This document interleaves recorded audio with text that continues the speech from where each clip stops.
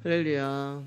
하나님의 말씀은 마태복음 10장 오늘 세 번째 시간입니다. 34절에서 42절까지의 말씀, 마태복음 10장 34절에서 42절까지의 말씀, 교회 앞에 알리는 광고 말씀드리겠습니다. 이제 좀 성전에 본드 냄새가 조금 나는데요. 우리 임영 집사님 3일째 계속 교회 오셔서 이제 작업을 하시는데 아까 보니까 이제 방독면을 쓰고 계시더라고요. 깜짝 놀랐어요.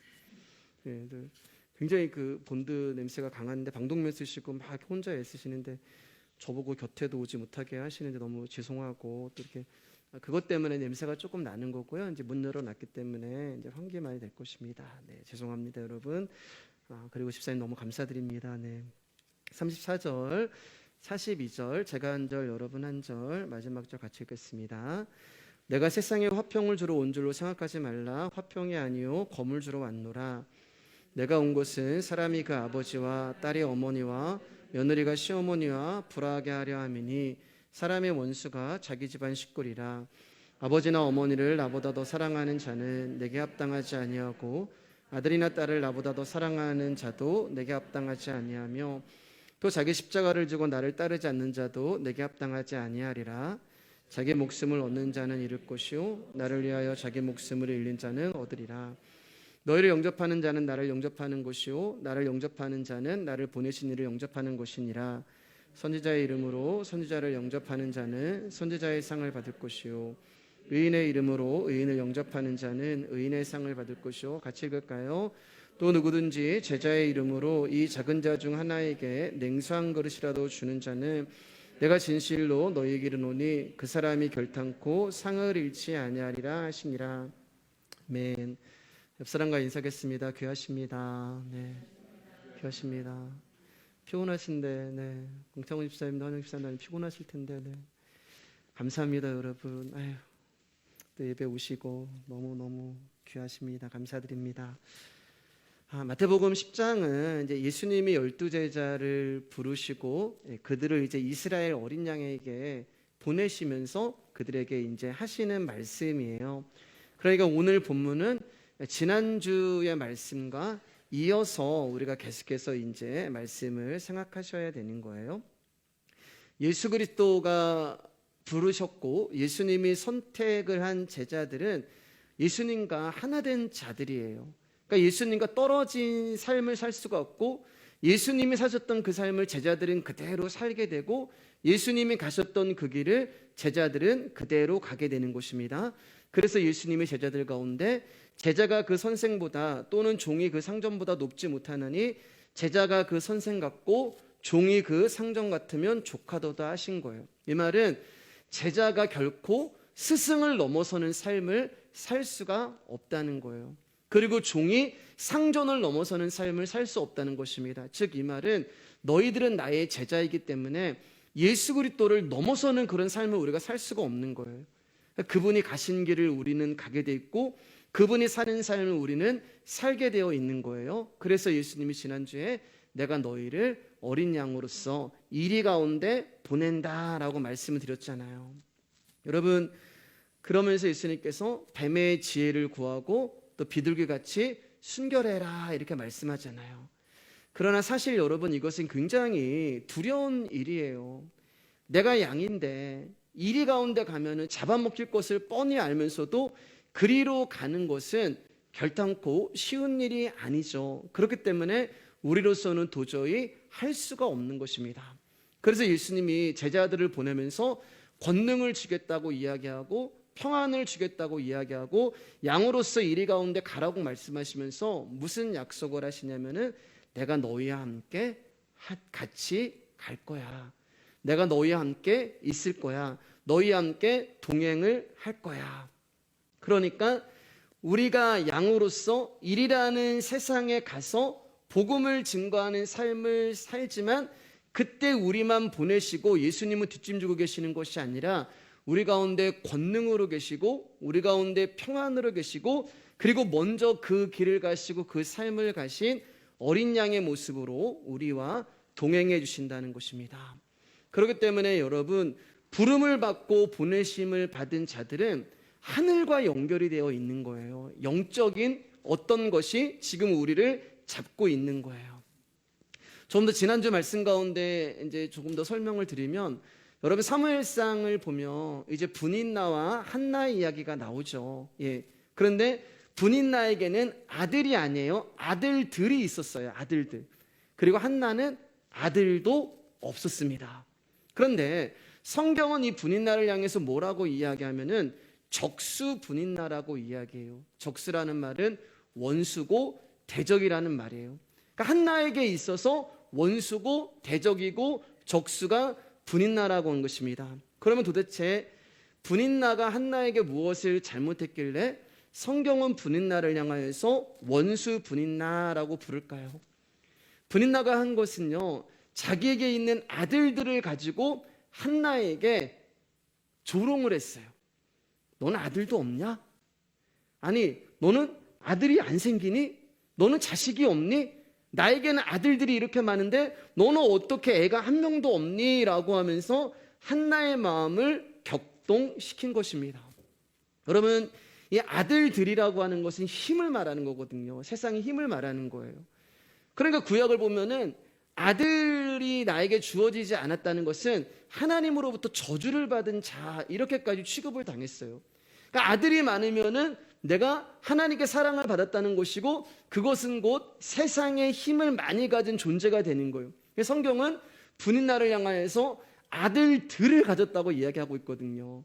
굉장히 많은 힘을 가지고 있는 자다라고 이야기하는 것이죠. 그리고 그 세상의 힘을 가지고 그것이 없는 한나는 곧 하나님으로부터 부름을 받은 자, 하나님의 선택한 백성이란 말이에요.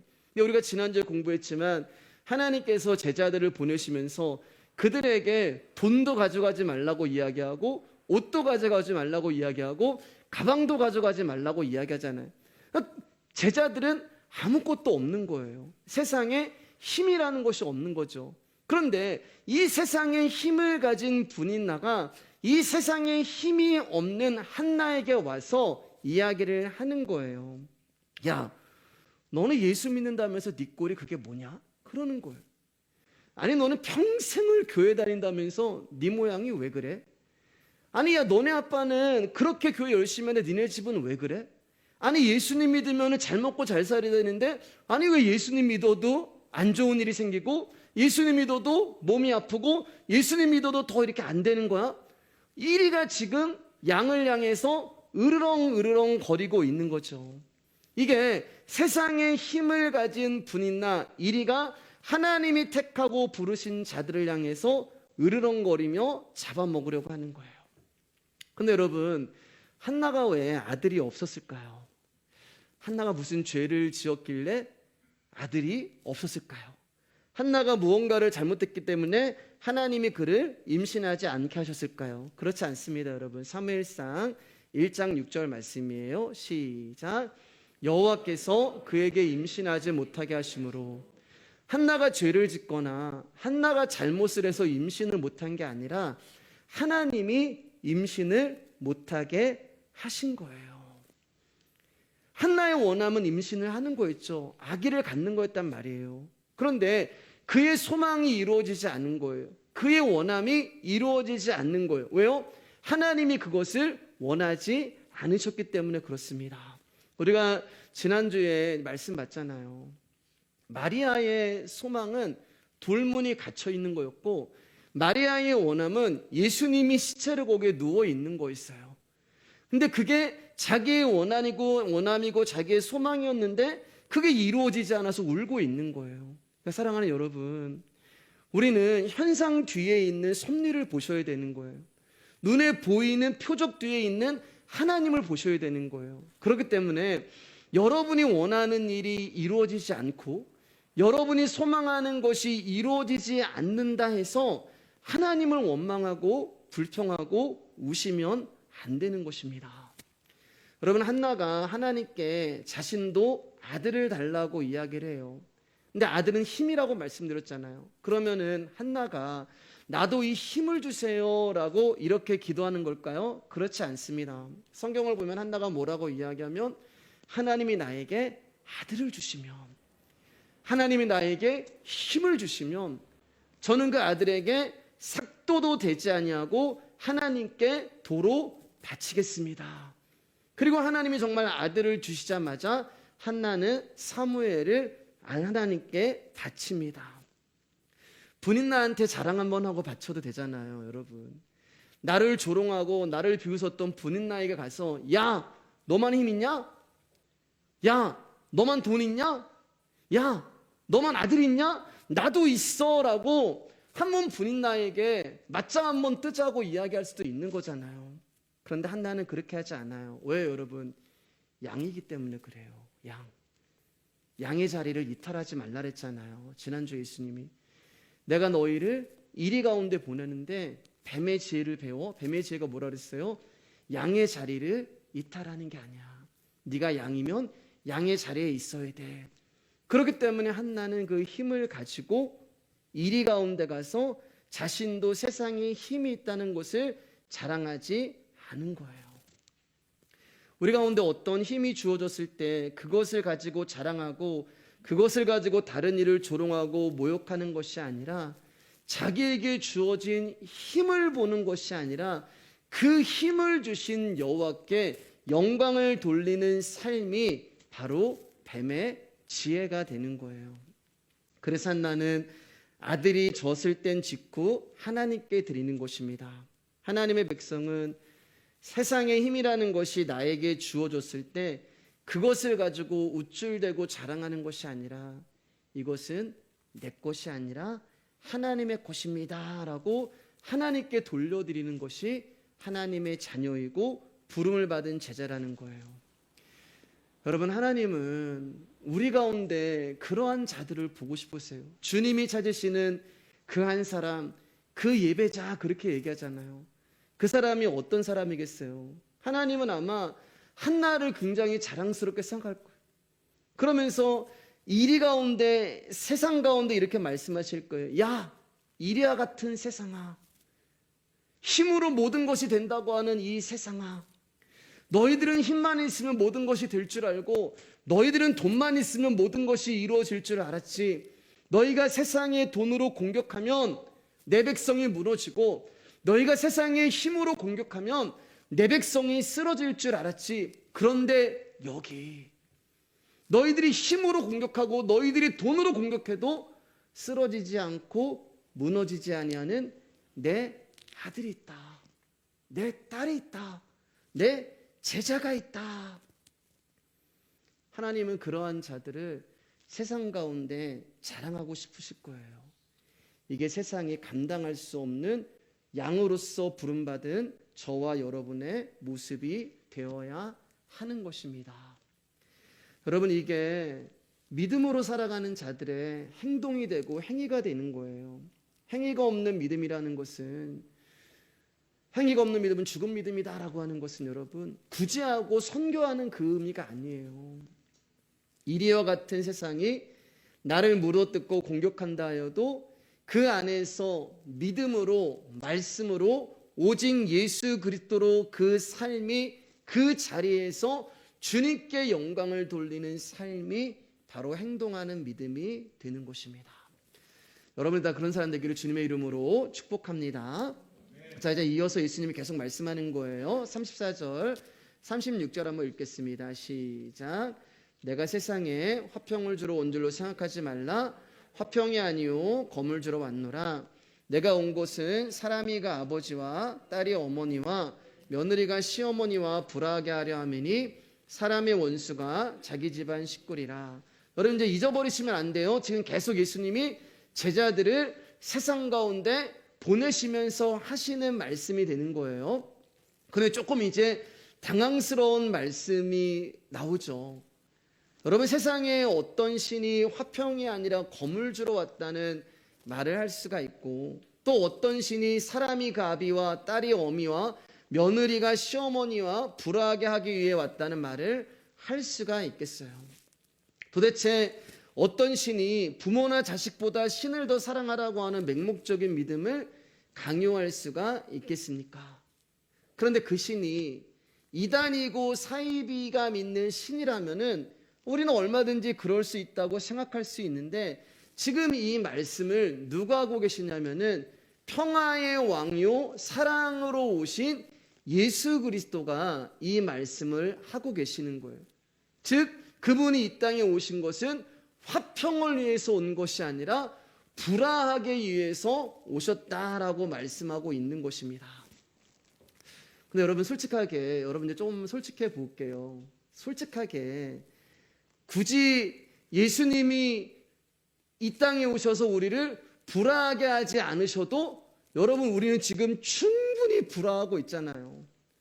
부모와 자식 사이에, 또 부부 사이에, 또 형제와 자매 사이에, 그리고 특별히 이제 오늘 성경이 말하지만 여기 시자 들어가시는 분하고 몇 자 들어가시는 분하고 충분히 우리는 지금 이미 불화하고 있어요. 그렇지 않으세요, 여러분? 그리고 교회 안에서도 우리는 불화합니다. 그러니까 이 말씀은 주님이 오셔서 불화하게 하지 않으셔도 우리는 이미 불화하고 있다는 말이에요. 즉 이 말은 저와 여러분들 죄인들은 절대 평화를 누리고 화평을 누릴 수 있는 존재가 아니라는 것입니다. 여러분 말씀 잘 들어주세요. 34절 보면은 예수님이 내가 세상에 화평을 주러 온 줄로 생각하지 말라라고 이야기하시잖아요. 그럼 이 반대로 이 말씀을 생각해 보면은 예수님이 우리 가운데 주시는 화평이 있다는 거예요. 그렇죠? 예. 그렇죠. 끄덕끄덕 해주세요. 그렇죠? 예수님이 우리 가운데 주시는 화평이 있다는 거예요. 그러면 우리가 원하는 화평도 있어요. 그러니까 예수님이 우리 가운데 주시는 화평이 있고 또 우리가 원하는 화평이 있는데 문제는 뭐냐? 예수님이 주시는 화평과 우리가 원하는 화평이 다르다는 거예요. 그래서 불화가 일어나는 것입니다. 하나님이 나에게 주시려고 하는 화평과 내가 하나님 앞에 원하는 화평이 다른 거예요. 그래서 35절에 불화하게 하려 함이니라. 그분이 불화하게 하지 않아도 그분이 주시는 화평과 우리가 원하는 화평이 다르기 때문에 거기서 이미 갈등이 일어나는 거예요. 여기 불화한다라고 하는 이 말은 둘로 나누다라고 하는 그런 뜻이 있는데 서로 평화를 이루지 못하도록 한다는 소극적 뜻이 아니라 적극적으로 둘로 나눈다는 말씀이에요. 그러면 예수님이 이 땅에 오신 이유는 바로 이 세상을 둘로 나누게 하시겠다라고 말씀하는 거예요. 무엇으로요? 검으로요. 검. 그래서 34절 보면은 검을 가지고 오셨다라고 이야기하는 거예요. 검이 하는 일은 자르는 일을 합니다. 검이 하는 일은 찌르는 일을 해요. 그러니까 단순히 세상적으로 서로 갈등을 불러일으키고 서로 싸움을 하게 해서 갈라놓는 그런 의미가 아니라 검이라는 것을 기준으로 하여서 둘로 가른다라는 뜻이 있는 거예요. 여러분 이 검이라는 뜻은 전쟁을 의미하는 단어예요. 그러니까 예수님이 검을 드시고 내가 지금 너희에게 화평을 주러 온 줄로 생각하느냐? 나는 너희를 불화하게 만들 거야 라고 검을 드시고 지금 나에게 전쟁을 하러 오시고 계시는 것입니다. 근데 여러분 아까도 말씀드렸지만 왜 불화가 일어나냐면은 하나님이 나에게 주시는 화평과 우리가 원하는 화평이 다르기 때문에 갈등이 일어나고 거기서 불화가 일어나는 거예요. 그러니까 주님은 지금 겁을 드시고 무슨 일을 하냐면은 내가 원하는 화평, 내가 소망하는 화평을 잘라버리시는 거예요. 하나님 나에게 이런 평안이 있었으면 좋겠어요. 하나님 나에게 이런 평강이 있으면 좋겠어요. 그거 아니야 라고 지금 예수님이 검으로 그것을 싹둑하고 잘라버리는 거예요. 나를 세워주고 결국 내가 원하는 것은 나를 세워주는 거잖아요. 내가 원하는 화평은 내가 잘 되는 거잖아요. 그러니까 내가 잘 되길 원하고 나의 자아를 세워주고 나의 자아를 살찌우는 모든 것을 잘라버리기 위해서 한마디로 이 검을 가지고 나를 죽이기 위해서 예수님이 오늘도 전쟁을 치르러 나에게 오시는 것입니다. 여러분 생각해 보세요. 여러분에게 검이 있다면은 여러분이 그것을 가지고 여러분을 찌를 수 있으세요? 여러분에게 검이 있으면 여러분이 그 검을 가지고 여러분을 자를 수가 있어요? 못해요, 여러분. 난리가 날 거예요. 그래서 나는 내가 스스로 나를 죽일 수 없는 존재이기에 외부에서 이 검이 내 안으로 쑥 하고 깊이 들어오는 거예요. 그런 그 검이 뭐예요, 여러분? 히브리서 4장 12절 말씀입니다. 우리 크게 읽을게요. 시작. 하나님의 말씀은 살아있고 활력이 있어 좌우의 날선 어떤 검보다도 예리하여 혼과 영과 및 관절과 골수를 찔러 쪼개기까지 하며 또 마음의 생각과 뜻을 판단하나니. 이 검이 뭐냐면은 말씀이라는 검이 되는 것입니다. 말씀이라는 좌우의 날선 검이 저와 여러분을 찾아와서 나의 자아와 나라는 존재, 나의 혼과 영과 관절과 골수를 찔러 쪼개는 거예요. 고기를 손질하다 보면은 지방이 있고 기름이 있고 피가 있잖아요. 그것을 여러분 어떻게 가르냐면은 칼 가지고 손질을 하는 거예요. 말씀이라고 하는 검이 하나님의 거룩한 성품, 하나님이 주시려고 하는 화평에 내가 원하는 화평으로 덕지덕지 붙어 있는 나라는 존재에 붙어 있는 그 기름과 피와 지방이라고 하는 죄악들을 다 찌르고 가르고 그런 작업을 하시는 거예요. 여러분, 이게 어떻게 살아있는 사람이 감당할 수가 있겠어요? 여러분이 살아있는데 그 검이 와서 지금 막 내 안에서 막 기름을 빼고 지방을 빼고 어떻게 해요? 이거 살아있는 사람은 감당할 수가 없는 거예요. 그래서 하나님 우리 가운데 전쟁, 말씀으로 우리를 먼저 죽이는 것입니다. 말씀으로 나라는 존재가 계명 앞에 죽게 만드신 후에 그리고 내 안에 그리스도만 남게 하시기 위하여서 그 말씀의 검이 나를 찾아오시는 거예요. 자, 에베소서 6장 11절 17절 말씀입니다. 같이 읽을게요. 시작. 마귀의 관계를 능히 대적하기 위하여 하나님의 전신갑주를 입으라. 우리의 씨름은 혈과 육을 상대하는 것이 아니요 통치자들과 권세들과 이 어둠의 세상 주관자들과 하늘에 있는 악의 영들을 상대함이라. 그러므로 하나님의 전신갑주를 취하라. 이는 악한 날에 너희가 능히 대적하고 모든 일을 행한 후에 서기 위함이라. 그런즉 서서 진리로 너희 허리띠를 띠고 의와 호신경을 붙이고 평안의 복음이 준비한 것으로 신을 신고 모든 것 위에 믿음의 방패를 가지고 이로써 능히 악한 자의 모든 불화살을 소멸하고 구원의 투구와 성령의 검 곧 하나님의 말씀을 가지라. 그럼 여기 보면 전신갑주가 나오는데 하나님 우리 가운데 전신갑주를 입으라고 하는 거예요. 사단의 괴계를 이길 수 있는 것은 여러분의 경험도 아니고 여러분의 말도 아니에요. 계속해서 여러분 안에 어떤 속삭임이 들릴 수도 있고 또 사단이 우리를 넘어뜨리려고 하는 실은 혈과 육에 대한 그런 모든 것들을 속삭일 때 그것을 이길 수 있는 것은 여러분 나라는 존재가 아니고 내 옆에 있는 존재도 아니에요. 그럼 뭐예요, 여러분? 전신갑주란 말이에요. 그런 전신갑주가 뭐냐? 완벽한 어떤 갑옷을 말하는 게 아니에요. 이 전신갑주의 원어를 그대로 제가 해석해 드리면 온전한 말, 완성된 대답을 하는 상태가 전신갑주를 취하고 입은 상태. 그래서 전신갑주를 입어라, 전신갑주를 취하라라고 하는 말은 하나님의 말씀으로 온전하게 말씀할 수 있는 상태가 되어라라는 것을 말씀하고 있는 것입니다. 그러면 그 말씀이 어떻게 우리 가운데 주어지냐면은 오늘 마지막 부분에 성령의 검 곧 하나님의 말씀을 가지라. 여기에 검이 나온단 말이에요. 이 검이 뭐라고 그랬어요, 여러분? 아까 하나님의 말씀이라잖아요.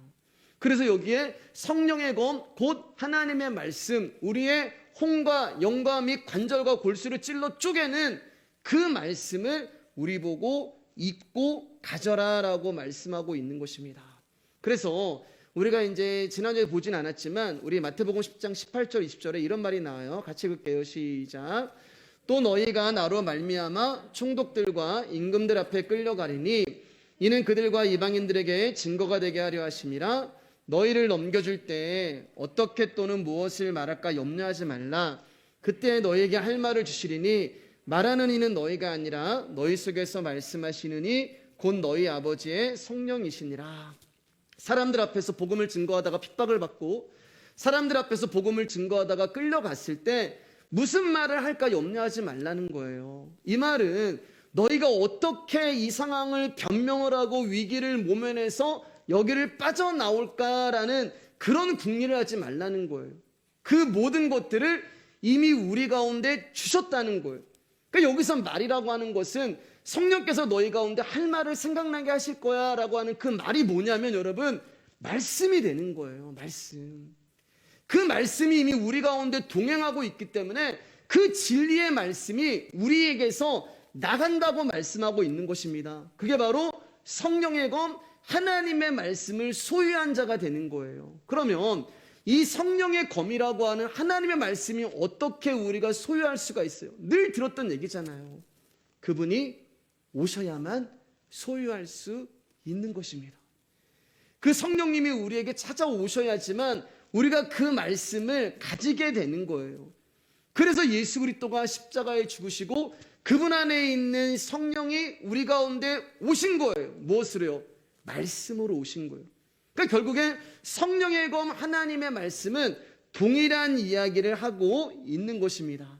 그러니까 예수님께서 검을 주러 이 땅에 오셨다는 것은 진리의 말씀이신 예수님 자신을 십자가에 내어준다는 뜻이 되는 거예요.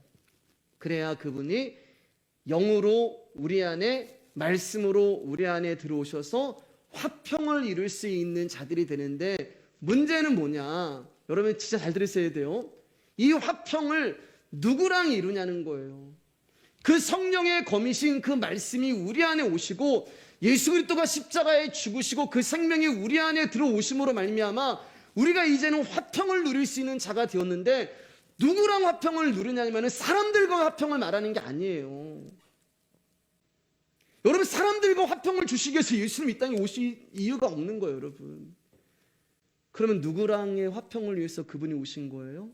사람 사이의 화평을 누리기 위해서 예수의 영이 내 안에 오신 것이 아니라, 영은 여러분 영과 영이란 말입니다.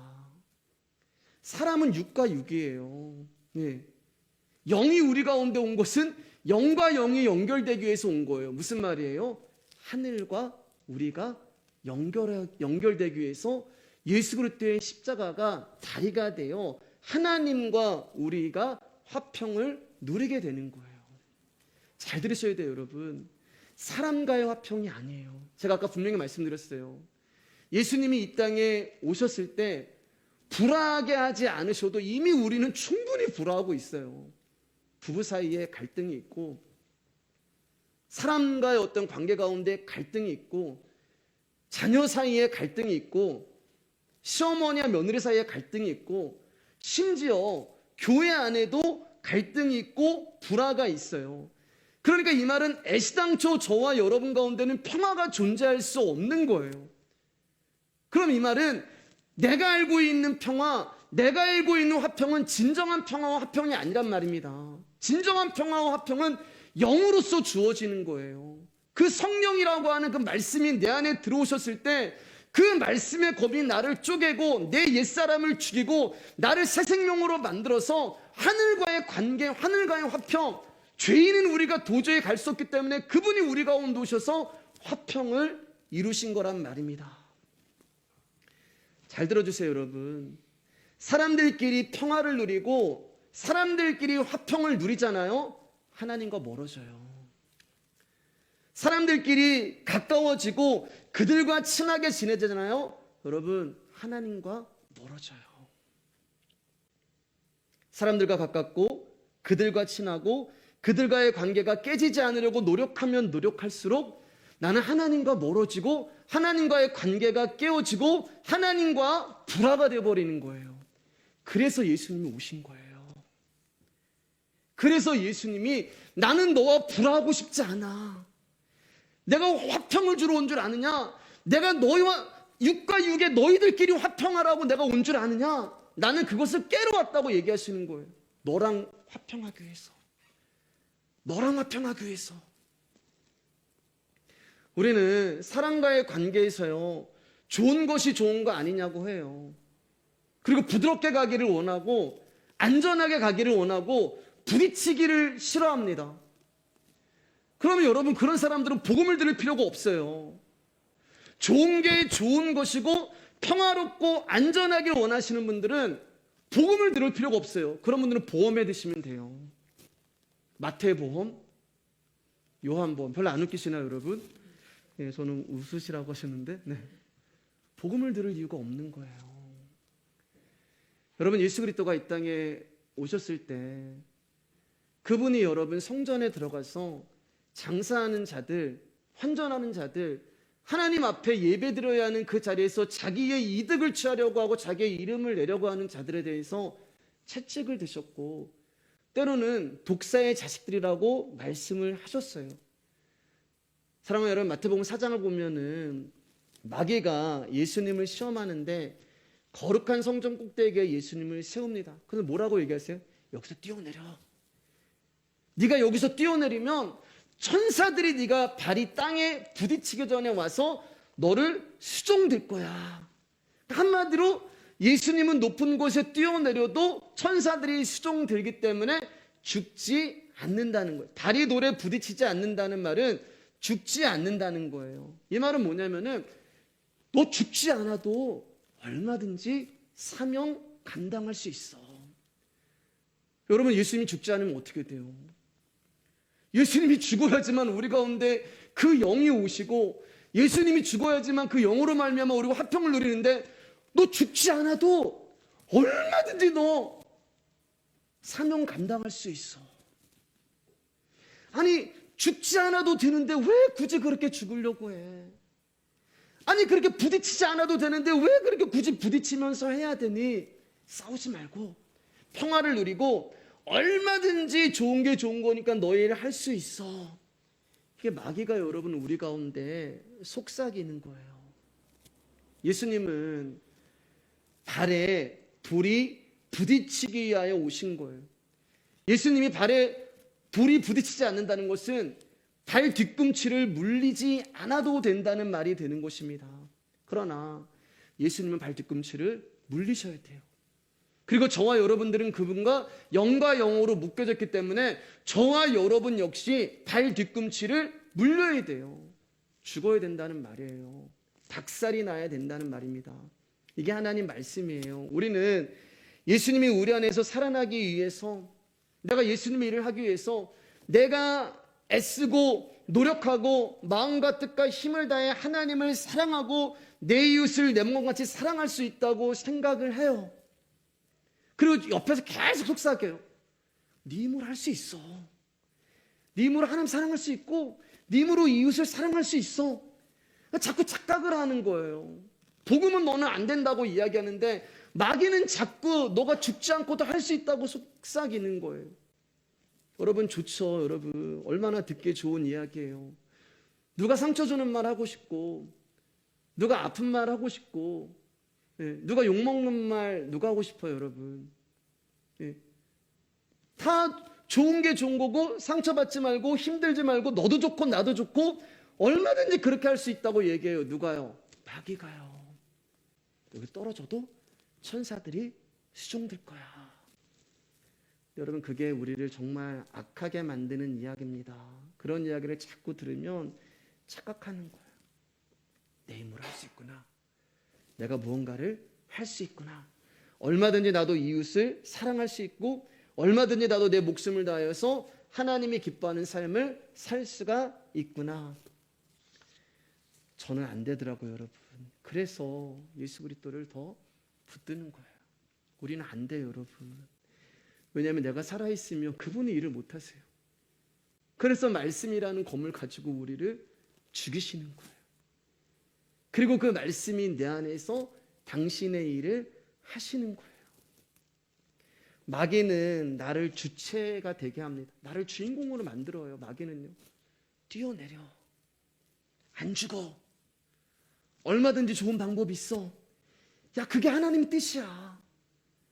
그게 하나님의 용서고 그게 하나님의 사랑이고 네가 할 수 있어. 그러니까 여러분, 자꾸 우리가 무슨 일을 하냐면 하나님이 하셔야 되는 일을 내가 해버리게 되는 거예요. 내가. 그러니까 우리의 관심이 점점 어디로 가냐면은 영적인 것 가운데 보지 못하는 거예요. 여러분, 하나님의 말씀을 계속해서 내가 가깝게 듣고 그분의 말씀을 사모하면은 무슨 일이 있냐면은 영적인 감각이 열려요. 예. 이것은 제가 뭔가를 이렇게 본다는 것도 아니고 뭔가를 그런 게 아니라 그게 있어요, 여러분. 그 말씀 앞에 정말 가까이 가면은 하나님이 뭔가 이렇게 열어주시는 게 있어요. 보여주시는 것이 있어요. 네. 최근에 제가 이제 새벽에도 이제 말씀드렸죠. 문 닫아드릴까요? 뒤에 문 닫아주실래요? 네.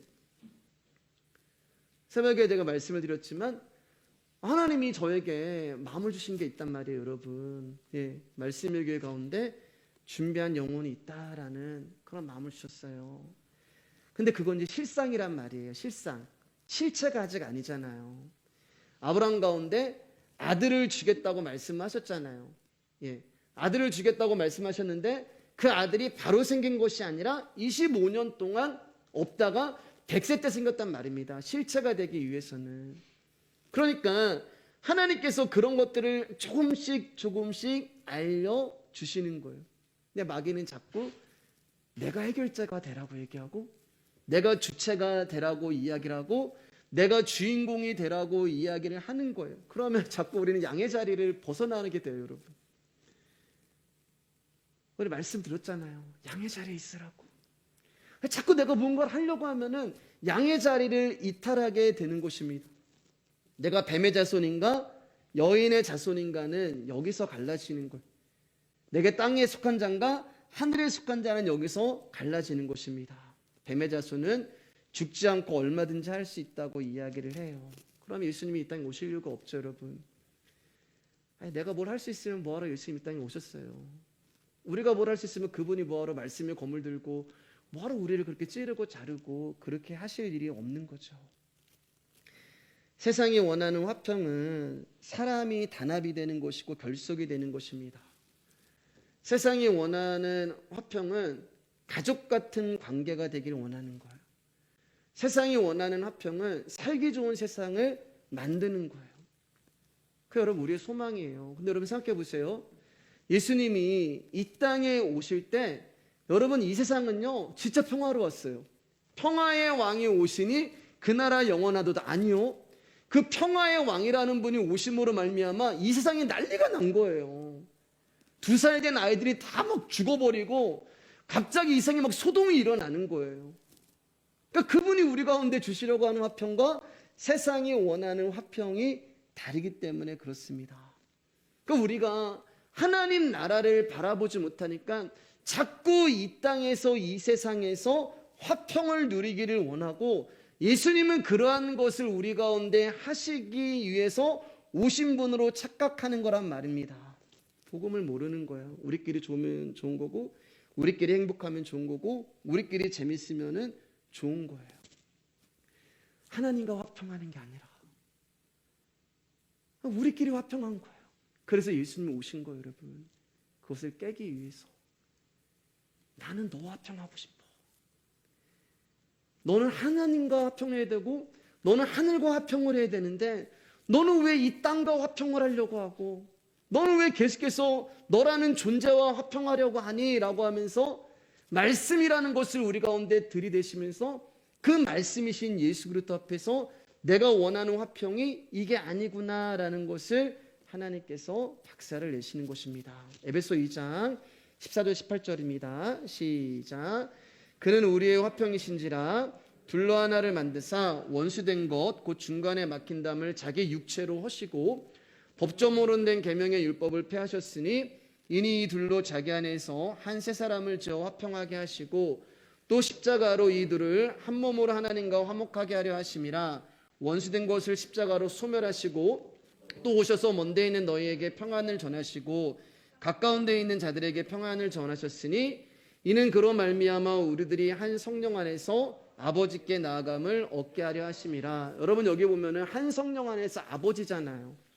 그러면 저와 여러분들은 다 형제 자매예요. 그 말은 무슨 말이냐면은 평등하다는 것입니다. 공평하다는 거예요. 예. 공평하지 않고 평등하지 않으면은 화평할 수가 없는 거예요. 근데 저와 여러분들이 공평하고 평등할 수 있는 이유가 뭐냐면은 제물로 바쳐진 예수 그리스도로 인하여서 우리가 가족이 된 거란 말이에요. 제물로 바쳐진 예수 그리스도로 말미암아서 우리가 모든 사람들이 평등하게 된 거예요. 만약에 여러분 이게 아니고 교회 안에도 직위가 있고 교회 안에도 높고 낮음이 있다면 어떻게 화평할 수가 있겠어요? 그래서 예수 그리스도의 십자가로 말미암아 교회 밖에서는 여러분들이 어떤 삶을 살지 모르지만 교회 안에서는 평등하고 공평한 것입니다. 그분이 절대 화평할 수 없는 하늘과 땅을 하나되게 하셨고 절대 화평할 수 없는 둘을 하나로 만드셨어요. 그래서 저와 여러분들이 피 한 방울 섞이지 아니하였는데 먼데 있는 우리들을 가족으로 부르신 것입니다. 그러니까 지금 예수님이 말씀하시는 화평이라는 것은 세상이 말하는 전쟁도 없고 싸움도 없는 평화로운 상태를 말씀하는 것이 아니라 절대 하나가 될 수 없는 죄인과 그 죄인을 구원하길 원하시는 하나님의 하나됨을 말씀하는 거예요. 그게 화평이란 말이에요. 그런데 이 화평에 있어서 저와 여러분이 한 것이 아무것도 없다는 말입니다. 그러면 화평은 뭐냐? 존재이신 예수 그리스도를 말씀하는 거예요. 자, 우리 이사야 9장 6절 7절 읽겠습니다. 이제 말씀 거의 다 맞춰가요. 같이 읽을까요? 시작. 이는 한 아기가 우리에게 낳고 한 아들을 우리에게 주신 바 되었는데 그의 어깨에는 정사를 메었고 그의 이름은 기묘자라 모사라 전능하신 하나님이라 영존하시는 아버지라 평강의 왕이라 할 것임이라.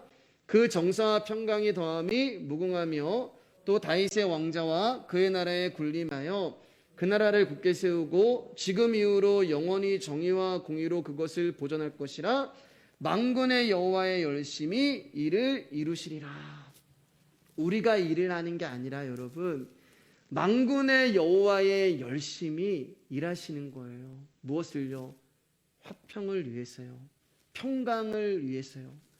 우리는 절대로 이것을 이룰 수 없기 때문에 그분이 오셔서 그 열심으로 이루시는 거예요. 그러면 그 열심이 뭔지 골로새서 1장 20절 말씀 크게 시작. 그의 십자가의 피로 화평을 이루사 만물 곧 땅에 있는 것들이나 하늘에 있는 것들이 그로 말미암아 자기와 화목하게 되기를 기뻐하심이라. 여러분 아버지 하나님의 저는 이 말씀을 제가 이제 오늘 이제 시차례가 있어가지고 오전 내내 이제 갔다가 급하게 말씀을 막 이렇게 준비하는데 이 말씀 앞에서 제가 은혜를 많이 받았어요.